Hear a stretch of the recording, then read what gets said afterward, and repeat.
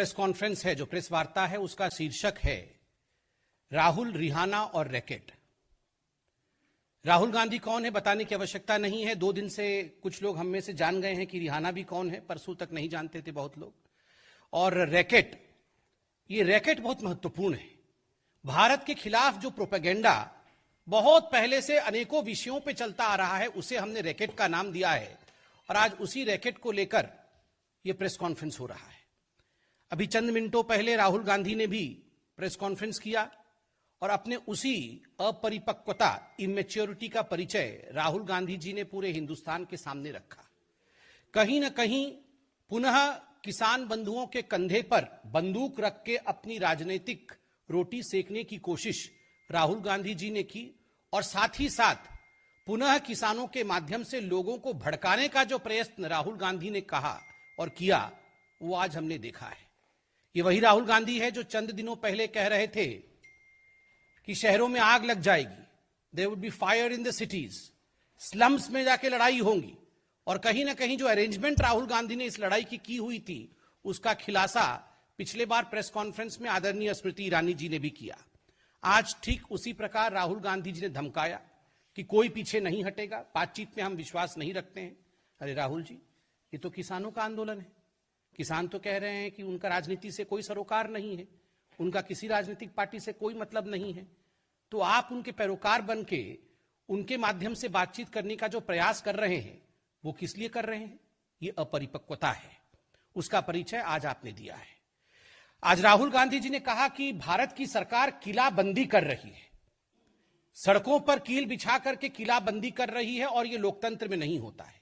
राहुल गांधी जी, याद करिए 26 जनवरी के दिन जो घटना हिंदुस्तान में घटा, पूरे विश्व ने देखा, हिंदुस्तान ने जिस प्रकार से उसको गलत बताया, और आप लोगों ने सवाल उठाया था कि आखिर दिल्ली की पुलिस रोकथाम क्यों नहीं कर रही थी, दिल्ली की पुलिस ने प्रिवेंटिव मेजर्स क्यों नहीं लिया, क्यों दिल्ली की पुलिस ने लाल किले तक तथाकथित जो लोग इस प्रकार से हिंसा फैलाने की कोशिश कर रहे थे, जो किसान नहीं थे, उन लोगों को क्यों लाल किले तक आने दिया दिल्ली पुलिस ने? यह सवाल राहुल गांधी का भी था, यह सवाल कांग्रेस पार्टी का भी था, और अन्य विपक्षी दलों का भी था। आज अगर दिल्ली पुलिस, उसी दिल्ली पुलिस ने जिन्होंने 26 जनवरी को पेशेंस और संयम का परिचय दिया था, उसी दिल्ली पुलिस ने आज प्रिवेंटिव मेजर्स लिया है, उसी दिल्ली पुलिस ने आज एहतियातन कदम उठाए, उसी दिल्ली पुलिस ने रोकथाम के लिए सारे बंदोबस्त किए हुए हैं, तो उसमें राहुल गांधी जी को क्या परेशानी है? मैं बताता हूं क्या परेशानी है। ये राहुल गांधी, कांग्रेस पार्टी और विपक्ष का ये जो प्रोपेगेंडा का एक बहुत बड़ा धड़ा है, ये चाहते हैं, इनकी इच्छा है सड़कों पर लड़ाई हो, ये चाहते थे कि गोली चले, ये चाहते हैं कि लाश बिछ जाए, और इन लाशों पर बैठकर ये अपनी राजनीति चमकाएं और सवाल पूछे नरेंद्र मोदी जी से और इस सरकार से कि आखिर ये कैसे हो। आज हम सैल्यूट करते हैं दिल्ली पुलिस के जवानों को, जिनको देखने के लिए हमारे गृह मंत्री भी गए, जो खुद तो घायल हो गए, किंतु उन्होंने किसी को हताहत नहीं किया, उन्होंने एक गोली तक नहीं चलाई। आज अगर हमें, आपको, इस देश को बचाने के लिए उन्होंने कुछ प्रयत्न किया है, कुछ जतन कर रहे हैं, उस पर आप अभी से उंगली उठा रहे हैं। आज जिस प्रकार के शब्दों का प्रयोग राहुल गांधी जी ने किया है, यह अपने आप में दुखद है। बंधुगण, एक सवाल मैं राहुल गांधी जी से और पंजाब के कांग्रेस पार्टी से पूछना चाहता हूं। कल पंजाब के कांग्रेस पार्टी ने एक ऐलान किया कि 122 लोग जो गिरफ्तार हुए हैं 26 जनवरी में हिंसा फैलाने के कारण, उन लोगों को तुरंत रिहा किया जाए, और उनको पंजाब की जो कांग्रेस है और सेंटर की कांग्रेस उनको लीगल एड देगी। सवाल उठता है, जिस दिन 26 जनवरी का यह घटना हुआ था, कुछ लोग लाल किले पर चढ़ गए थे, जहां झंडा नहीं फहराना चाहिए किसी और धर्म का, वहां केवल तिरंगे का स्थान है, वहां आपने उपद्रव किया था।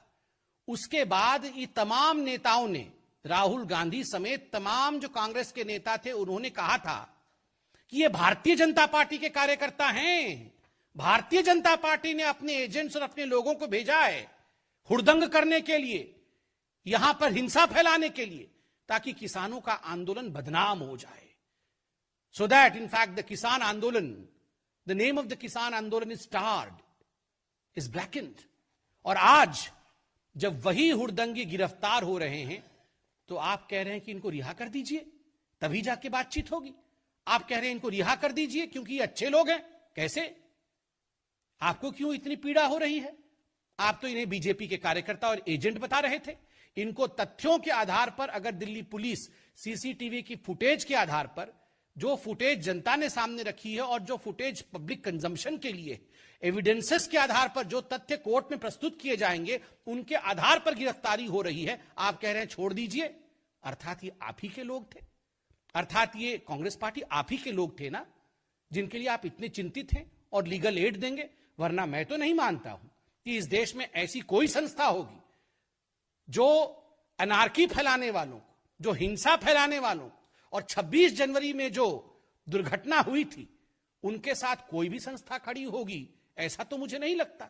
स्वाभाविक रूप से यह प्रश्न राहुल गांधी जी के लिए है, क्या ये लोग आपके हैं जो आप इनके लिए लीगल एड देने के लिए तत्पर हैं? राहुल गांधी जी ने आज कहा, बहुत दुख के साथ मुझे कहना पड़ रहा है, मैं वो सेंटेंस लिख के लाया, उन्होंने कहा यह सरकार किसानों को मारना चाहती है। यह सरकार सबका साथ, सबका विकास और सबके विश्वास, इस मंत्र के आधार पर काम करती है। किसी को मारना यह सरकार नहीं चाहती है। सब कैसे उभरे, सब कैसे आगे बढ़े, सब कैसे विकास करे, इसकी चाहत इस सरकार की है। किसान, मजदूर, मजलूम, महिला, युवक, सबके लिए किसानों की सरकार काम करती है। हमारी सरकार किसानों की भी सरकार है। और देखिए मारना क्या होता है, इसका आर्टिकल मैं निकाल के लाया हूं। 1998 में मध्य प्रदेश में सरकार किसकी थी? कांग्रेस पार्टी की थी। अंधाधुंध गोली किस पर चली थी? किसानों की रैली पर चली थी। कितने किसान मारे गए थे? 28 किसान जलियांवाले बाग की तरह वहां भून दिए गए थे। राहुल जी, इसे मारना कहते हैं, इसे रौंदना कहते हैं, इसे डेमोक्रेसी को समाप्त करना कहते हैं। किसानों के लाशों के ऊपर आपने राजनीति की थी। आज आप हमारी सरकार को कटघरे में घेरने की कोशिश कर रहे हैं, झूठे भ्रम को फैलाने की कोशिश कर रहे हैं। आप कह रहे हैं हम मारना चाहते हैं, यह निंदनीय है। राहुल जी, केवल आप नहीं, एक और है रिहाना, उन्होंने भी ट्वीट किया है। ना राहुल को मालूम है कुछ कृषि के बारे में, ना रिहाना को मालूम है कुछ कृषि के बारे में। पूछिए दोनों को, ये रबी क्रॉप क्या होता है, खरीफ क्रॉप क्या होता है, कुछ नहीं मालूम। ना राहुल को मालूम, ना रिहाना को मालूम, मगर दोनों की आदत एक है, दोनों ट्वीट कर रहे हैं। आप बताइए कहां थे ये लोग जब महात्मा गांधी के स्टैचू को कैलिफोर्निया के अंदर अभी चंद दिनों पहले डेसिक्रेट किया गया। महात्मा गांधी हमारे राष्ट्रपिता हैं और केवल भारतवर्ष के राष्ट्रपिता नहीं है। महात्मा गांधी पूरे विश्व के द अपोस्टल ऑफ पीस हैं, शांति दूत है पूरे विश्व के लिए। जब उनके धड़ को अलग कर दिया जाता है कैलिफोर्निया में, उनके स्टैचू के धड़ को, तो कोई भी इनमें से जो आज ट्वीट कर रहे हैं, जो इंटरनेशनल फिगर बने हुए हैं, उनमें से किसी ने ट्वीट किया? किसी ने ट्वीट नहीं किया। जब 84 के दंगे हुए, इनमें से किसी ने ट्वीट किया? हो सकता है उनका जन्म नहीं हुआ हो, मगर इनके जो इकोसिस्टम के लोग हैं, इनमें से किसी ने ट्वीट किया? किसी ने ट्वीट नहीं किया। जब कश्मीरी पंडितों को निकाला जाता है, मैं नहीं कह रहा हूं कि 3 व्यक्तियों का नाम, मगर ये जो इकोसिस्टम है, उनमें से किसी ने कश्मीरी पंडितों के ह्यूमन राइट्स के लिए ट्वीट नहीं किया। और मैं पूछता हूं, दिल्ली पुलिस के जो जवान थे, उनके हाथ कट गए, उनके ऊपर तलवार से आक्रमण हुआ, उनको कूदना पड़ा खाई के अंदर, किसी ने इनमें से तथाकथित ह्यूमन राइट एक्टिविस्ट है, किसी ने ट्वीट किया कि ये ह्यूमन राइट वायलेशन है? किसी ने ट्वीट नहीं किया। और आज राहुल एंड रिहाना ट्वीटिंग। बंधुगण, ये राहुल गांधी जो रह रहे के विदेश जाते हैं, आज मैं बिल्कुल स्पष्टता के साथ बताता हूं, और ये खुलासा भी होगा, ये यूं ही विदेश नहीं जाते हैं। वहां वो षड्यंत्र करते हैं, एंटी इंडिया एलिमेंट्स के साथ मीटिंग करके ये प्रपंच रचते हैं हिंदुस्तान को बदनाम करने के लिए और हिंदुस्तान को विवादों में धकेलने के लिए। चाहे वो रिहाना हो, चाहे वो मियां खलीफा हो, ये सारे जो जिन लोगों ने ट्वीट किया हुआ है, ये सारे लोगों से किस प्रकार मिलना, प्रपंच करना, हिंदुस्तान के खिलाफ प्रोपेगेंडा करना, ये राहुल गांधी का बिल्कुल पहला काम है। और यही राहुल गांधी करते हैं विदेश में जाके। आप सोचते होंगे हमें कैसे मालूम? हमने आपको कहा था ना कि चाइना से जाके चुपके चुपके मिलते हैं, बाद में सब कागज सामने आया। 2008 का एमओयू भी हुआ था, वो फोटो भी सामने आया मां बेटे का, शी जिनपिंग बैठे हुए हैं, मां बेटे दाएं और बाएं खड़े थे, वहां भी जाके मिल के आए हैं चुपके चुपके। चोरी चोरी चुपके चुपके वहां भी जाके प्रोपेगेंडा करके आए थे और आज चाइना चाइना कर रहे थे, डिफेंस बजट के बारे में बोल रहे थे। जितना डिफेंस बजट पे मोदी की सरकार ने एक्सपेंडिचर किया है, मॉडर्न गैजेट्स के लिए जितने इस सरकार ने काम किया है, किसी पिछले सरकार ने उतना काम नहीं किया है। 10 वर्षों तक राफेल को आपने टाल के रखा। आज हमने बेंगलोर के एरो शो में राफेल को देखा, गरजते हुए देखा है। राहुल गांधी, आपने देखा आज राफेल को? आपने देखा नहीं, आपने केवल पीसी करके हिंदुस्तान की मनोबल को नीचे करने की कोशिश की है। बंधुगण, जो लोग प्रोपेगेंडा करने की कोशिश कर रहे हैं, उन्हें हिंदुस्तान के लोकतंत्र के विषय में जानना होगा। India is a democratic country. These 3 farm bills were passed after due diligence, after due debate, after discussion, through a democratic process on the floor of Indian Parliament. ये इंडियन पार्लियामेंट में ये तीनों कानून पारित हुए हैं, डिस्कशंस के बाद, डिबेट के बाद। And who are the members of Indian Parliament?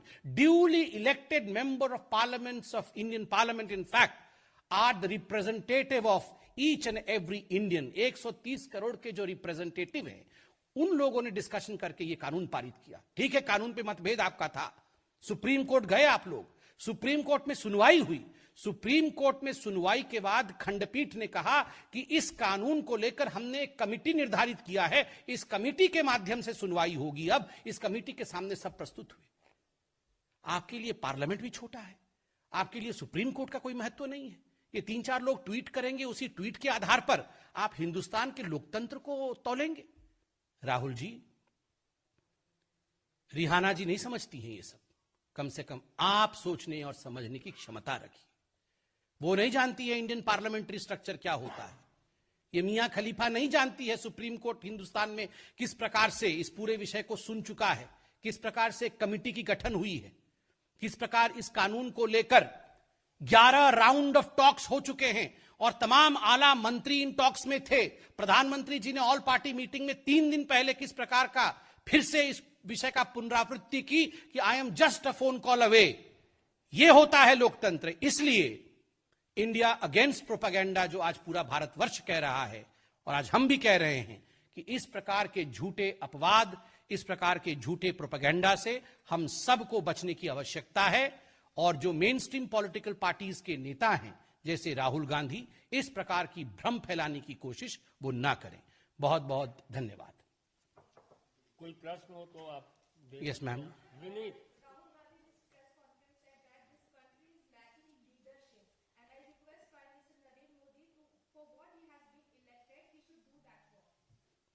Let me amend the statement of Rahul Gandhi when he says that this country is lacking leadership. I firmly believe what he wanted to say was Congress lacks leadership.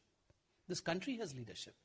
And the people of this country have duly elected a leader called Narendra Modi as their Prime Minister.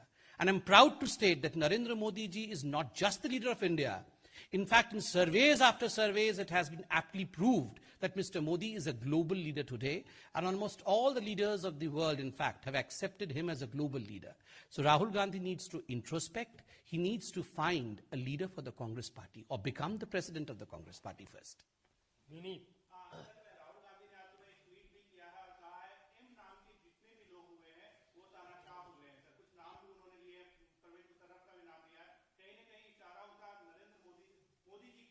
नहीं, मुझे तो नहीं पता उनका इशारा किसकी तरफ था। वो ABCD सीख रहे होंगे, उसमें M में पहुंचे होंगे अभी, तो M के बारे में लिख दिया है। वैसे तो अब खराब किया, आज तो सुबह से वो मियां खलीफा के बारे में अच्छा अच्छा बोल रहे हैं कि फिर उसका भी नाम तो M से शुरू होता है, तो वो तो डिक्टेटरशिप के खिलाफ लिख रही थी आज। हाँ, मनमोहन सिंह का नाम भी M से शुरू होता है। और ऊपर से आप क्या, महात्मा गांधी हमारे राष्ट्रपिता, M फॉर महात्मा, M से डिक्टेटर होता है क्या? महात्मा गांधी को वो डिक्टेटर कहना चाहते हैं?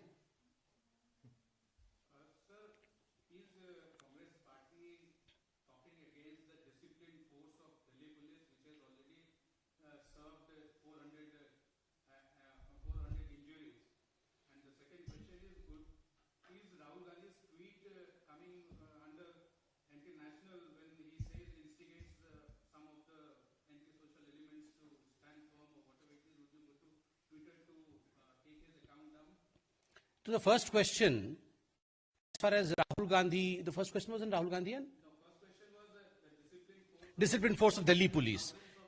See, as far as the first question, whether Rahul Gandhi is speaking against the disciplined force of Delhi police, I would say that Rahul Gandhi has never spoken in favor of any uniformed force. Remember, Rahul Gandhi in the yesteryears also had raised questions on the Indian Army when the Indian Army conducted surgical strike.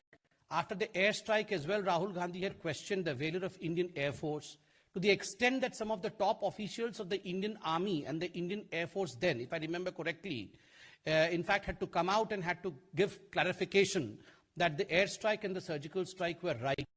And to call them surgical and cruelty was absolutely wrong. And today also, the person who has demeaned the Indian Army and the Air Force goes on to demean the Delhi police as well. They are also men in uniform. They have been hurt in what happened on 26th of January. They also have been hurt, grievously injured, many of them in the hospital today. So shouldn't you be sympathetic towards them? Don't these police officers have any kind of human rights? They also have human rights, as do the people who in fact try to unfurl some other religious flag on the ramparts of Red Fort. They also have human rights. So this selectivism of Rahul Gandhi is something which needs to be called out. And as far as the Twitter account of Rahul Gandhi is concerned, I don't think comment on he is free to tweet as long as it does not instigate the people. Of course, any